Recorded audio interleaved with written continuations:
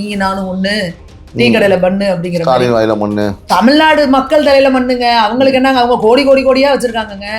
நம்ம மக்கள் தலையில நம்ம குழந்தைங்க தலையில மண்ணள்ளி போட்டு நம்ம உட்காந்துருக்கிறோம். பிள்ளைங்களை வெளியில அனுப்ப பயமா இருக்கு. ஆம்பளை பிள்ளைங்களை எங்க பார்த்தாலும் ஈஸியா அந்த கஞ்சா முட்டை. ஏன்னா நீங்க யோசிச்சு பாருங்க, டீனேஜர்ஸ் அவங்க எல்லாம் வல்னரபிள் குரூப். போதைக்கு நான் சொல்றேன் ஓவராலா. இப்போ நம்ம ஒரு தம் அடிக்கணும்னு வச்சுக்கோங்களேன், நம்ம போகணும், வாங்கணும், அடிக்கணும், ஊதணும், அந்த ஸ்மெல்லு நம்ம மேல வரும், ஆக்வர்டா பார்ப்பாங்க, வீட்டில் போனா மாட்டிப்பாங்க, என்னடா ஸ்மெல் வருதுன்னு சொல்லுவாங்க. ஒரு சரக்கு அப்படின்னா ஆப்வியஸ்லி அதை அடிக்கிறதுக்கு ஒரு இடம் வேணும், நம்ம உட்காந்து அங்கே அடிக்க முடியாது. சின்ன சின்ன பசங்க, அது ஒரு நிறைய டிஃபிகல்ட்டி இருக்கு, சரிங்களா? ஆனா இப்போ நீங்க சொன்ன இந்த விளக்கம் கொடுத்த இவ்வளவு விஷயங்களும் எடுத்து வாயில போட்டு முடிச்சிட்டோம் அப்படின்னா அவனுக்கு அந்த ஒரு ஃபீல் கிடைச்சிருது, அந்த போதை, கொடூரமான அந்த போதை அவனுக்கு கிடைச்சிருது, வெளியிலையும் தெரிய மாட்டேங்குது. இது எவ்வளவு டேஞ்சரஸான ஒரு விஷயம். ஏற்கனவே கொடுத்த வாக்குறுதியெல்லாம் எப்படி ஒரு பொய் கதையை விட்டோமோ அந்த மாதிரி ஒரு கதையை விட்டு நீங்க பண்ணி வச்சிருக்கீங்க. உங்களுக்கு என்ன ஒரே தைரியம்னா, அந்த 2026 தேர்தல நம்ம வரப்போறதுல ஆச்சு, அடுத்து வரப்போறவே சாவட்டும், நமக்கு என்ன எல்லாத்தையும் குளறுபடி பண்ணிட்டு போகும். This video is sponsored by Fast Track, celebrating 25 years of excellence. Download your Fast Track app now. Cresco Cars, leading dealers of Maruti Suzuki. RR Collections, elegance in every thread. Top 4 call drivers, day or night, we drive for you. வணக்கம் and welcome to Times of Republic. Times of with CB Naval, editor and publisher Times of Republic. மீண்டும் உறவுகளை மற்றொரு நிகழ்ச்சி சந்திப்பது மிக்க மகிழ்ச்சி. 1 lakh subscribers நம்ம நெருங்க போகிறோம். ஸோ நிறைய பேர் சப்ஸ்கிரைப் பண்ணாமல் பார்க்குறீங்க. சப்ஸ்கிரைப் பண்ணாதவங்க மறக்காமல் சப்ஸ்கிரைப் பண்ணுங்க. ஸோ இன்னைக்கு நம்ம கூட இணைந்திருக்கும் முக்கிய விருந்தினர் பாஜகவின் மகளிர் அணியை சேர்ந்த மதிப்பிற்குரிய திரு சூறாவளி சுமதி அவர்கள். வணக்கம். நல்லா இருக்கீங்களா? நல்லா இருக்கேன், நீங்க எப்படி இருக்கீங்க? நல்லா இருக்கேன். இப்போ நம்ம போன இன்டர்வியூ முடிச்சுட்டு அடுத்த இன்டர்வியூ வரத்துக்குள்ள பல சம்பவத்தை கண்டென்ட்டை நம்மளுக்கு அப்படி தாராளமா, அதாவது கண்டென்ட்டை வாரி வாரி கொடுக்கறதா இன்னைக்கு திமுகவோட திராவிட மாடல் ஆட்சியாவே இருக்கு. ஒரு நாளைக்கு ஏதாவது ஒரு முன்னெல்லாம் வாரத்துல ஒரு இன்சிடென்ட் நடக்கும், இன்னைக்கு ஒரு நாளைக்கு 10 இன்சிடென்ட் நடக்குது. எதை பேசலாம், எதை பேசுறது, எதை விடுறது, எதுக்கு ப்ரியாரிட்டி கொடுக்கறது ஒன்றும் புரியல. இப்போ வருஷம் பிறந்து, சரிங்களா, 2 தரமான சம்பவங்கள். வருஷம் பிறந்து இப்போதான் ஆரம்பிச்சிருக்கு. ஒன்று பார்த்தீங்கன்னா நம்ம அண்டா செந்தில். ஸோ அவர் ஒரு ரவுடி போலவே, ஜேர்னலிஸ்ட் ஒரு ரவுடி அப்படின்னு போலவே ரவுடி, ஓகே, ஒரு ரவுடித்தனமாக ஒரு செயலை செஞ்சுக்கிட்டு அதில் தேவையில்லாமல் சும்மா போகிறவர அவன் 1008 பிரச்சனை இருக்காங்க. பண்ண பாவத்தெல்லாம் எப்படி கழிக்கிறதுன்னு தெரியாமல் முடிச்சுட்டு இருக்காங்க. அவங்க முதல்வரோ துணை முதல்வரோ அமைச்சர்களும் இவர் சும்மாவே இழுத்து விடுறாரு. சேகர் பாபுவின் விருதுகள், முதல்வரின் விருதுகள், தளபதிகள், போர்படை தளபதிகள். ஸோ அந்த சம்பவத்தை பத்தி நீங்க என்ன, உங்களோட கருத்து என்ன? கோழைத்தனத்தோட உச்சகட்டம். ஒரு கருத்து சொன்னா திருப்பி பதிலுக்கு கருத்து சொல்ல துப்பு இல்லாம பயந்துகிட்டு ஓடி போய் ஆளுங்களை கூட்டிட்டு வச்சு நான் நின்றுட்டு வீடியோ வேற. அதுல இனி யாராவது இந்த மாதிரி நடந்துகிட்டா என்ன நடக்குங்கிறதுக்கு நான் பொறுப்பு கிடையாது. என்ன நடந்தாலும் ஒருத்தர் கூட அரங்கத்துல என்னன்னா கூட திமுக காரங்கெல்லாம் வாயை மூடிட்டு கேட்கணும். நீங்க என்ன பேசாலும் கேட்கணும். தலையெழுத்தா? உங்களுக்கு ஓட்டு போட்ட தண்டத்துக்கு நீங்க பொய்யா பேசுறீங்க, அதை உட்காந்து கேட்கணும். எங்களுக்கு என்ன தலையெழுத்தா? நீங்க பணம் வாங்கியிருக்கீங்க, பேமெண்ட் வாங்கிருக்கீங்க, திமுக பாலாரும் தேடாரும் ஓடுதுன்னா ஆமா சாமிங்க. பொதுமக்கள் ஏன் கேட்டுட்டு இருக்கணும்? திருப்பி கேள்வி கேட்கறதுனா ஜனநாயகம்.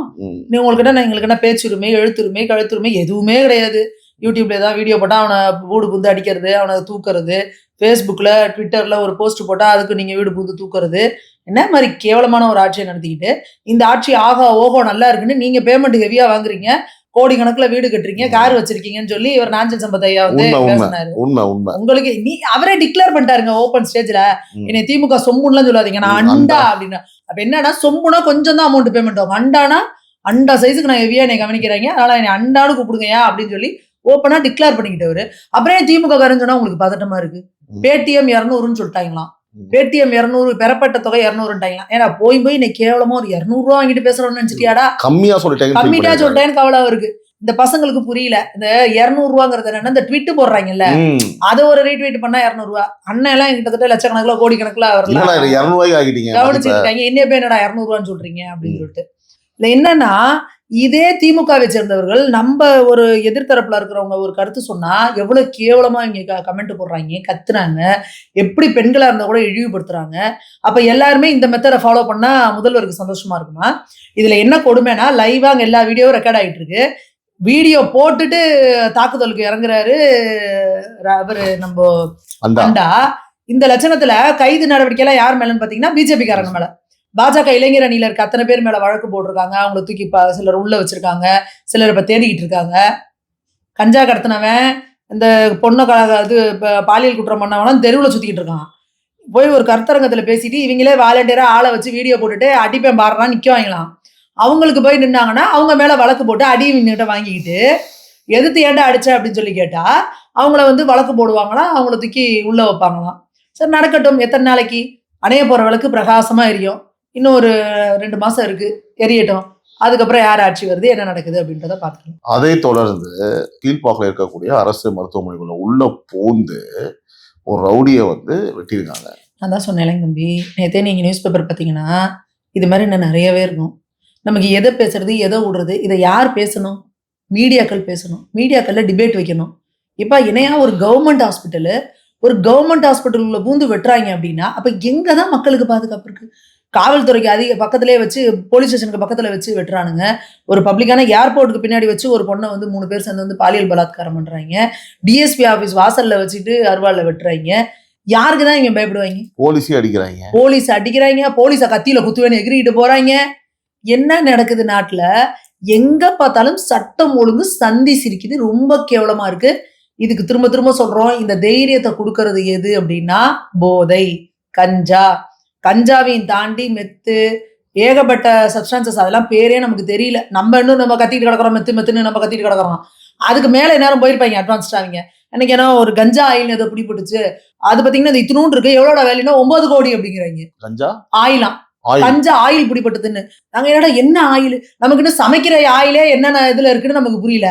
கஞ்சா ஆயில் பிடிபட்டுதான், அது ஏதோ 9 கோடி ரூபாய், இந்த இத்தினூண்டு பாக்கெட்டு 9 கோடிக்கு பிடிபட்டுச்சான். என்னங்கடா நடந்துகிட்டு இருக்கு நாட்டுல? என்ன விதவிதமா கண்டுபிடிச்சு என்னென்னமோ கொண்டு போயிட்டு இருக்கிறாங்க. இவ்வளவு தலைவிரிச்சு ஆடுது.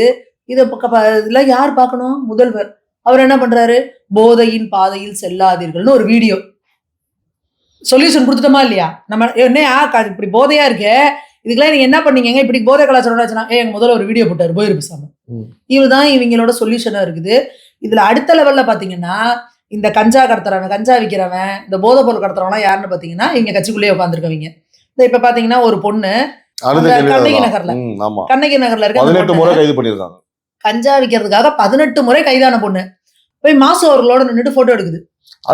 அதே மாசு தான் சொல்றாரு கஞ்சா இங்க ஜீரோன்றாரு. இந்த ஜீரோ அப்படின்றது என்ன அப்படின்றது வந்து நமக்கு புரியல. அதாவது இந்த ஜீரோங்கிறது என்னன்னா முடிவே இல்லாததுங்கிறதுக்கும் வச்சுக்கலாம். எங்க ஆரம்பிக்குது எங்க முடியுதுன்னே தெரியாத மாதிரி. அப்படி இந்த கஞ்சா அந்த திமுக ஆட்சியில முடிவே இல்லாம போயிட்டு இருக்கு. அதே பாருங்க, அதே ஞானசேகரனும் பாத்தீங்களா மாசு கூட தான் 2 போட்டோ எடுத்தாங்க. நீங்க இருக்கீங்க தம்பி, ஒரு சேனல் நடத்துறீங்க, நீங்க நினைச்சீங்கன்னா மாசுவை போய் பார்த்து ஒரு போட்டோ எடுக்க முடியுமா? கூட அது சும்மா எப்படி போக முடியும்? நீங்க உங்களை விடுங்க, திமுகலே இருக்காங்க, திமுக எவ்வளவு பேர் இருக்காங்க, பார்க்க முடியுமா? அவர் சமாதானமா போய் ஒரு கூட போட்டோ எடுக்க முடியுமா? அது எப்படி ஞானசேகரன்களுக்கும் இந்த மாதிரி கஞ்சா கடத்துறவங்களுக்கு எல்லாம் மட்டும் அவரை பத்தி போட்டோ என்னன்னு கேட்டீங்கன்னா அவங்க அத்தனை பேருமே திமுகல ஒரு நிர்வாகத்துல இருக்காங்க. அதுதான். அப்போ யார் மேல காவல்துறை நடவடிக்கை எடுக்கும்? கஞ்சா கடத்துறான்னா அவனை பிடிச்சி உள்ள போடணும்ல. 18 முறை கைது பண்ணாங்கன்னா ஏன் 17 தடவை அந்த மாதிரி வெளியே விட்ட? ஏன் வெளியே விட்ட? அப்போ ஒவ்வொரு தடவையும் வெளியே வந்தா திருப்பி கஞ்சா தான் வித்துட்டு இருக்கு. அப்ப நீங்க அரெஸ்ட் பண்றீங்க, ஏன் வெளியே விட்டீங்க? அப்போ எப்படி நீங்க கஞ்சா புழக்கத்தை இங்க நிறுத்துவீங்க? இந்த மாதிரி கஞ்சா விக்கிறவனா யாருன்னு பார்த்தா உங்க கட்சிக்குள்ளேயே இருக்கிறாங்க. அது எப்படி எல்லாருமே மாசு அவங்க கூட வந்து போட்டோ எடுக்கிறாங்க? என்ன நானும் கேக்குறேன், அது மட்டும் அவர் மட்டும் என்ன பேக்ரவுண்ட் இருக்குன்றத அவர் தான் சொல்லணும். ஒருவேளை இந்த மாதிரி மாஃபியாலாம் நடத்திக்கிட்டு இருக்கவங்களே இவங்களுக்கு கிங் பின்ன என்ன வச்சிருக்க, என்ன கருமம் ஒண்ணுமே புரியல நமக்கு. எடுத்து போட்டோவை போட்டுட்டு இதை கேட்டா உடனே இதுக்கு ஒரு கதை சொல்லிட்டு கிளம்பி வருவாங்க. இவங்களுக்கு டைலாக், இதுக்கு ஒரு நாடக கம்பெனி, விளம்பரமானது, இதெல்லாமே நமக்கு தெரியும். ஞானசேகரனுக்கு என்ன சொன்னாங்க? அவர் கட்சிக்காரரே கிடையாது. அப்புறம் கட்சி கொடியை தூக்கிட்டு போறது, அவர் பிளக்ஸ்ல போட்டோம்னா கட்சிக்காரர்ல கட்சி அனுதாபி அப்படின்னாங்க. அந்த அனுதாபினா இப்ப இந்த அம்மா கட்சியில ஏதோ ஒரு பொறுப்புல இருக்கு, ஏதோ ஒரு இதுல ஏதோ ஒரு குறிப்பிட்ட வார்டுல ஒரு துணை செயலாளர் நம்ம போட்டிருக்காங்க. ஆமா, நான் என்ன சொல்றேன்னா 18 முறை ஒரு இதுல அரெஸ்ட் ஆயிருக்குன்னா அது வந்து கூட இந்த மாசு கூட இருக்கிறவங்களுக்கு எல்லாம் தெரியாது. அது எப்படி முதல் பொறுப்பு போட்டாங்க? சரி, நீங்க கேட்ட கேள்வி கரெக்ட். 17 முறை எப்படி வெளியில வந்தாங்க? இன்னொரு ஆங்கிள், எப்படி கட்சி பொறுப்பு இருந்தாங்க? அப்புறம் அவங்க அதுல இருக்கவங்க யாரும் நினைச்சீங்க? அந்த கள்ளச்சாராயம் காய்ச்சின கண்ணுக்குட்டி, அதே மாதிரி இந்த கஞ்சா விற்கிறவங்க, இந்த திராவிட ஆனந்தனு, இந்த மாதிரி கிட்னி எடுக்கிறவன்ல இருந்து, கஞ்சா காய்ச்சல் விற்கிறவன்ல இருந்து, கள்ளச்சாராயம் காய்ச்சனவன்ல இருந்து எல்லாமே வந்து பாத்தீங்கன்னா சாதிக் பாஷா வந்து அது பெரிய தலை. அது வந்து பாஷா பாய் மாதிரி கிங் பின். அதுதான் ஆரம்ப கட்டம். அதாவது ஒரு தலைமை குடும்பத்தோட இவ்வளவு நெருக்கமா இருக்க ஒருத்தர் கூட இவர் வந்து இவ்வளவு பெரிய மாஃபியா வச்சு ஒரு இது பண்ணிட்டு இருக்காருன்னா, இப்ப நீங்க இப்ப ஒரு வண்டிக்குள்ள வச்சு ஒரு பெரிய லெவல்ல சரக்கு எடுத்துட்டு போயிட்டு இருக்காங்க ட்ரக்ஸ். யாராவது ஒரு எஸ்ஐயோ ஒரு ஏட்டோ போய் ஒரு வண்டியை மறைச்சிட முடியுமா? ஏய் நான் யார் தெரியுமா? நான் தலைமை குடும்பத்தோட க்ளோஸா இருக்கேன். அப்படிதானே இன்னைக்கு தமிழ்நாடு முழுக்க நீங்க பரப்புனீங்க. அத உங்களை யார் பிடிச்சது? சாதிக் பாஷாவா யார் பிடிச்சது?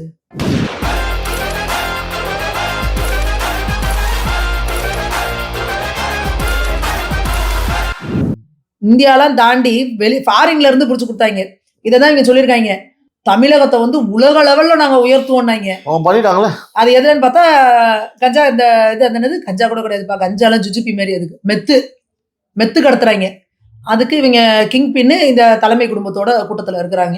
ஒன்னா மண்ணா, நீ நானும் ஒண்ணு, டீ கடையில பண்ணு அப்படிங்கிற மண்ணு. தமிழ்நாடு மக்கள் தலையில மண்ணுங்க. அவங்களுக்கு என்னங்க, அவங்க கோடி கோடி கோடியா வச்சிருக்காங்க. நம்ம மக்கள் தலையில, நம்ம குழந்தைங்க தலையில மண்ணள்ளி போட்டு நம்ம உட்கார்ந்து இருக்கிறோம். பிள்ளைங்களை வெளியில அனுப்ப பயமா இருக்கு. ஆம்பளை பிள்ளைங்களை எங்க பார்த்தாலும் ஈஸியா அந்த கஞ்சா முட்டை. ஏன்னா நீங்க யோசிச்சு பாருங்க, டீனேஜர்ஸ் அவங்க எல்லாம் வல்னரபிள் குரூப். அவன் எப்படி இருப்பானா, அப்படியே பரபரன்னு இருப்பான். எதையோ ஒன்று கொடுத்தா இதை ட்ரை பண்ணி பார்க்கலாம். அது அவன் வயசு அப்படி. அவனுக்கு நீ ஈஸியா ஆக்சஸ். நீங்க யோசிச்சு பாருங்க, நம்ம எல்லாம் சின்ன பிள்ளையா இருக்கப்ப ஒரு சிகரெட் கடையில சிகரெட் போய் வாங்கிட முடியுமா? ஒரு பொட்டி கடையில ஒரு குறிப்பிட்ட வயசுக்கு மேல வந்து கேட்டா பொட்டி கடைக்காரலாம் தலையில அடிப்பான். நீ எதுக்கு சிகரெட் வாங்குற, பீடி வாங்குறேன்னு தலையில அடிச்சு அனுப்புவாங்க. அப்பாவுக்கோ தாத்தாவுக்கோ யாராவது வாங்க வந்தா கூட வீட்டுல வந்து திட்டுவாங்க. என்ன சின்ன பிள்ளை கையில எதுக்கு நீ வாங்க? அந்த சப்ஸ்டன்ஸ் வந்து கிடைக்கவே கிடைக்காது. இன்னைக்கு ஸ்கூல் வாசல்ல முட்டாய், கஞ்சா முட்டாய். பசங்க சொல்றாங்க, அம்மா கஞ்சா முட்டாய் சாப்பிட்டு என் பையன் என் ஃப்ரெண்டு மாட்டிக்கிட்டாமா அப்படின்றாங்க. நமக்கு பக்கெட் இருக்குது, என்னடா கஞ்சா முட்டாய்ங்கிற? கஞ்சா முட்டாய் விக்குது ஸ்கூல் வாசல்ல. என்னென்னமோ கூலிப்புங்கிறானுங்க. என்ன சொல்றது பவுடர் மாதிரி இருக்குங்கிறாங்க. இதெல்லாம் இது எப்படி இவ்வளவு ஈஸியா கிடைக்குது? ஸ்கூல் பசங்களுக்கும் காலேஜ் பசங்களுக்கும் இவ்வளவு ஈஸியா கிடைச்சா அவன் என்ன பண்ணுவான்? சாதாரணமா கிடைக்குது, தம்பி ஒரு தடவை ட்ரை பண்றான் அப்படின்னா கிடைக்குது, சரி ட்ரை பண்ணுவோம். ஆனா அதுல இருந்து மீண்டு வர முடியாதுன்னு அந்த குழந்தைக்கு தெரியாது. இது ஒரு சாராயம் குடிக்கிறவனு கூட மீட்டு கொண்டு வந்துடலாம். இந்த டாஸ்மாக்ல சரக்கு, அந்த சரக்கும் இவனுங்க விற்கிற சரக்கெல்லாம் சாராயமே கிடையாது. அதுலயும் ஏகப்பட்ட கலப்படம், அதுலயும் ஊழல். அதுக்கு இன்னைக்கு அண்ணாமலை அவர்கள் போஸ்ட் போட்டிருக்காரு, இந்த பொங்கலுக்கு விற்கிறதுக்குலாம் எக்ஸ்பெரியான சரக்கை கொண்டாந்து வச்சிருக்கானுங்க அப்படின்னு. இன்னொரு விஷயம், இப்போ இது ஒரு, அதாவது இப்ப இருக்கிற அந்த ஒரு கம்ஃபர்ட் ஜோன் பாத்தீங்கன்னா, இந்த போதைக்கு நான் சொல்றேன் ஓவராலா. இப்ப நம்ம ஒரு தம் அடிக்கணும்னு வச்சுக்கோங்களேன், நம்ம போனோம், வாங்கணும், அடிக்கணும், ஊதணும், அந்த ஸ்மெல்லு நம்ம மேல வரும், ஆக்வர்டா பார்ப்பாங்க, வீட்டுல போனா மாட்டிப்பாங்க, என்னடா ஸ்மெல்லு வருதுன்னு சொல்லுவாங்க. ஒரு சரக்கு அப்படின்னா ஆப்வியஸ்லி அதை அடிக்கிறதுக்கு ஒரு இடம் வேணும், நம்ம உட்காந்து அங்கே அடிக்க முடியாது, சின்ன சின்ன பசங்க, அது ஒரு நிறைய டிஃபிகல்ட்டி இருக்கு, சரிங்களா? ஆனா இப்ப நீங்க சொன்ன இந்த விளக்கம் கொடுத்த இவ்வளவு விஷயங்களும் எடுத்து வாயில போட்டு முடிச்சிட்டோம் அப்படின்னா அவனுக்கு அந்த ஒரு ஃபீல் கிடைச்சிருது, அந்த போதை, கொடூரமான அந்த போதை அவனுக்கு கிடைச்சிருது, வெளியிலையும் தெரிய மாட்டேங்குது. இது எவ்வளவு டேஞ்சரஸான ஒரு விஷயம். இது வந்து கண்டுபிடிக்க முடியல, எதை வச்சு ஊதுனாலும் தெரிய மாட்டேங்குது. எப்படி கண்டுபிடிப்பீங்க? இந்த பக்கம் பேரண்ட்ஸ்க்கு என்னன்னு தெரியல, புள்ள ஏதோ வித்தியாசமா ரியாக்ட் பண்றான், என்னன்னு தெரியல, அப்படிதான் யோசிப்பாங்க. இந்த பக்கம் இவனை பாத்தீங்கன்னா எதிரில நிக்கிறது அம்மா அப்பாவா, இல்ல போலீஸ்காரனா, இல்ல டீச்சரா, எதுவுமே தெரியல, எல்லாரும் அடிக்கிறாங்க. அன்னைக்கு பேரண்ட்ஸ் சொல்றாங்க ஒரு இதுல வந்து, என் பிள்ளை இப்படி ஆயிட்டான், இதை எய்த்து கேட்டா எங்களை அடிக்க வரான், எங்களுக்கு அவ்வளவு வேதனையா இருக்கு, எங்க பிள்ளை அப்படி நின்று பேச பயப்படும் எங்க முன்னாடி அப்படிலாம் அந்த பேரண்ட்ஸ் சொல்றப்போ எவ்வளவு வேதனையா இருக்கு. யோசிச்சு பாருங்க. ஒரு இன்னைக்கு எல்லாம் எல்லாரும் 10 பிள்ளைய பெத்து வச்சிருக்காங்க. நம்ம என்ன நம்ம திமுக தலைமை குடும்பம் மாதிரி 5 பிள்ளை 6 பிள்ளை 8 பிள்ளைன்னு, ஏன்னா கிளையா ஒவ்வொரு பிரான்ச் ஓபன் பண்ணி பெத்து வச்சிருக்காங்க. அவன் வீட்டுக்கு ஒரு பிள்ளை, மிஞ்சி போனா 2 பிள்ளை, ஒரே ஒரு பொண்டாட்டி, மொத்த பிள்ளைய வச்சுக்கிட்டு ஒத்த பொண்டாட்டிக்கு ஒரே ஒரு பொண்டாட்டிக்கு ஒரே ஒரு பிள்ளை 2 பிள்ளை வச்சிருக்காங்க. நான் 3 பொண்டாட்டி கட்டி இப்ப 30 புள்ள பெத்து இப்படியா வச்சுட்டு உட்காந்துருக்காங்க. அப்படிலாம் கிடையாது, ஒரு பிள்ளைய பெத்து வச்சுக்கிட்டு அவன் அந்த பிள்ளையோட வாழ்க்கை அதுங்கிறப்போ இன்னைக்கு தன்னோட வாழ்க்கையவே இன்னைக்கு யோசிச்சு பாருங்க. இன்னைக்கு நிறைய முக்காவாசி பேர் தமிழகத்துல மிடில் கிளாஸ். அந்த மிடில் கிளாஸ் வாழ்க்கை என்ன? Middle class, lower middle class. அவங்க வாழ்க்கையோட லட்சியமே என்ன? என் புள்ள, நான் தான் கஷ்டப்பட்டேன், என் பிள்ளையாவது நல்லா இருக்கணும், நான் ஆட்டோ ஓட்டுறேன், வீட்டுல 10 பாத்திரம் தேய்க்கிறேன், என்னவோ கஷ்டப்படுறேன், ஆனா என் பிள்ளைக்கு ஒரு நல்ல படிப்பு கிடைச்சிடணும், என் புள்ள நல்ல வேலைக்கு போயிடணும், நான் படுற கஷ்டம் என் புள்ள படக்கூடாது. இதுதான் இன்னைக்கு தமிழகத்துல இல்ல உலகத்திலே சரி, அது தமிழகத்துல ரொம்ப ஜாஸ்தி. நம்மளை விட நம்ம புள்ள அடுத்த லெவலுக்கு போயிடணும் அப்படின்ற வேதனை. இன்னைக்கு நம்ம கண்ணு முன்னாடி நம்ம புள்ள குட்டி சவராகி என்னத்தை போடுது என்னத்தை பண்ணுதுன்னே தெரியாம ஒரு இடத்துல போய் மாட்டிக்குது அப்படின்னா அந்த குழந்தை நாளைக்கு ஒரு மிருகம் மாதிரி. அந்த குழந்தைய நீங்க என்ன பண்ணுவீங்க? அதை மீட் எடுக்கிறது எவ்வளவு பெரிய கஷ்டம் தெரியுமா? அதுக்கு எவ்வளவு ஒரு பெயின்ஃபுல்லான ட்ரீட்மெண்ட் அது. இந்த வேதனைக்கெல்லாம் ஆளாக்குனது யாரு? இந்த திமுக அரசு. இந்த திமுக அரசை தமிழகத்துல இருக்க பெண்கள் மன்னிக்கலாமா? நிச்சயமா மன்னிக்க மாட்டாங்க. ஏன்னா எந்த ஒரு தாயும் தன்னோட பிள்ளைக்கு துரோகம் பண்ற ஒருத்தனை சாகுற வரைக்கும் மன்னிக்க மாட்டாங்க. அந்த மாதிரி இன்னைக்கு இந்த திமுக ஒரு தலைமுறையை நாசம் பண்ணிருச்சு.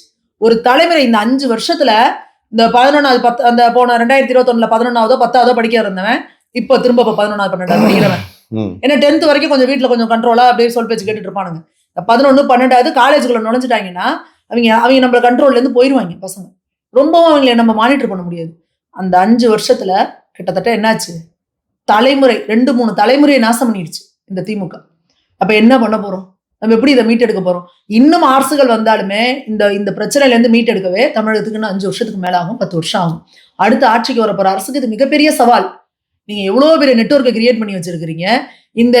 இவன் எல்லாம் எதுக்குள்ள பூந்து வரான், எப்படி இது பண்ணுவான்?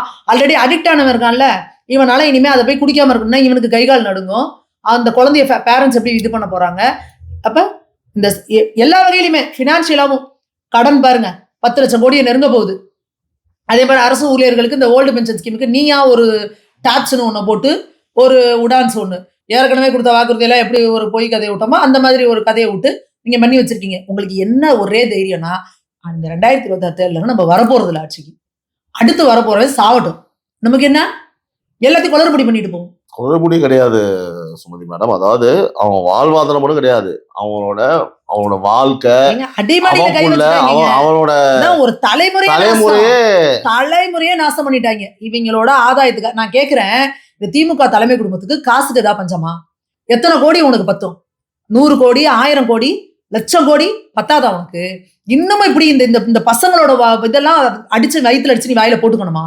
தானே கேக்குறேன். சம்பாதிச்சிட்டீங்க 100 கோடி இல்ல 1000 கோடி இல்ல, நீங்க இன்னும் 15 தலைமுறைக்கு உட்காந்தே தின்னாலும் இருக்கிற அளவுக்கு சம்பாதிச்சிட்டீங்க, வச்சிருக்கீங்க லட்சம் கோடி. நான் என்ன சொல்றேன், இனிப்பையாவது இந்த மக்கள் எனக்கு ஓட்டு போட்டான்ல, இனிமே நான் எதுவும் கொள்ளையடிக்க மாட்டேன்டா. ஒரு நல்லாட்சி கொடுக்குறேன், இந்த பிள்ளைங்களுக்கு ஒரு நல்ல செய்யறேன், ஒரு புண்ணியத்தை சேர்த்துட்டு போறேன். என்னங்க உங்களுக்கு புண்ணியெல்லாம் வேணாங்க, ஓட்டு போட்டாங்கல்ல, ஒரு தார்மீக ஒரு மனுஷனே வேணாங்க, ஒரு மனுஷனா யோசிங்க. பல்வேறு விஷயம் நம்மோடு இன்று பகிர்ந்தமைக்கு நன்றி மேடம். நன்றி. This video is sponsored by Fast Track, celebrating 25 years of excellence. Download your Fast Track app now. Cresco Cars, leading dealers of Maruti Suzuki. RR Collections, elegance in every thread. Top 4 call drivers, day or night, we drive for you.